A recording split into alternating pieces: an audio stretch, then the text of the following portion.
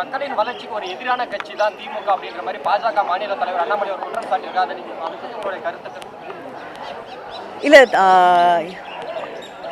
பாஜக ஆட்சியில இன்னைக்கு மிகப்பெரிய அளவில் வேலை வாய்ப்புகளே இல்லை என்று சொல்லக்கூடிய, யாருக்குமே வேலை வாய்ப்பு இல்லை, எந்த முன்னேற்றமும் இல்லை என்று விவசாயிகள் பாதிக்கப்பட்டிருக்கிறார்கள். எல்லா தொழில் வளர்ச்சியும் பாதிக்கப்பட்டிருக்கிறது.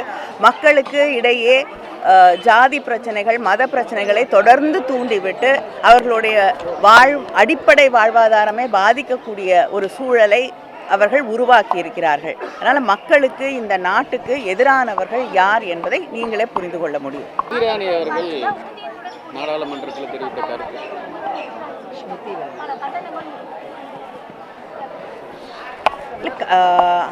தேவைப்படக்கூடியவர்கள் சில பேரால் வேலைக்கு வரக்கூடிய ஒரு சூழல் இருக்காது. சில பேரால் அதை சாதாரணமாக எடுத்துக்கொண்டு வேலைக்கு வரக்கூடிய நிலையிலே அவர்கள் இருப்பார்கள். அதனால் யாருக்கு எது தேவையோ அப்படி எடுத்துக்கொள்ளக்கூடிய ஒரு வாய்ப்பு உருவாக்கப்பட வேண்டும்.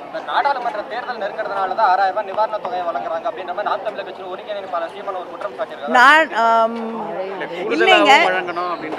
இல்லைங்க, நாங்கள் நாடாளுமன்ற தேர்தலுக்கு முன்னாடி மழை வர வேண்டும், வெள்ளம் வர வேண்டும் என்று, புயல் வர வேண்டும் என்று எந்த முயற்சியும் செய்யவில்லை. அது வந்ததனால முதலமைச்சர் மக்களுக்கு உதவ வேண்டும் என்ற காரணத்திற்காக இந்த நிவாரண தொகையை அறிவித்திருக்கிறார்கள்.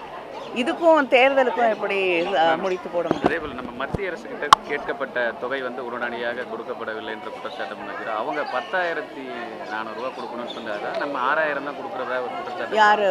மத்திய அரசு. அவங்க காசு கொடுத்தா நிச்சயமாக முதலமைச்சர் அவர்கள் 10,000 என்ன 20,000 கூட கொடுக்க தயாராக இருப்பார்கள்.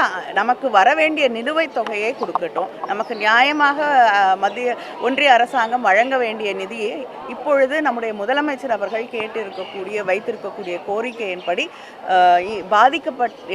சென்னையிலே ஏற்பட்டிருக்கக்கூடிய பாதிப்புகளுக்கு நாம் கேட்டிருக்கக்கூடிய சரியான கிட்டத்தட்ட 7,000 கோடிக்கு மேல் பாதிக்கப்பட்டிருக்கிறது என்று முதலமைச்சர் அவர்கள் நிவாரணம் கேட்டிருக்கிறார்கள்.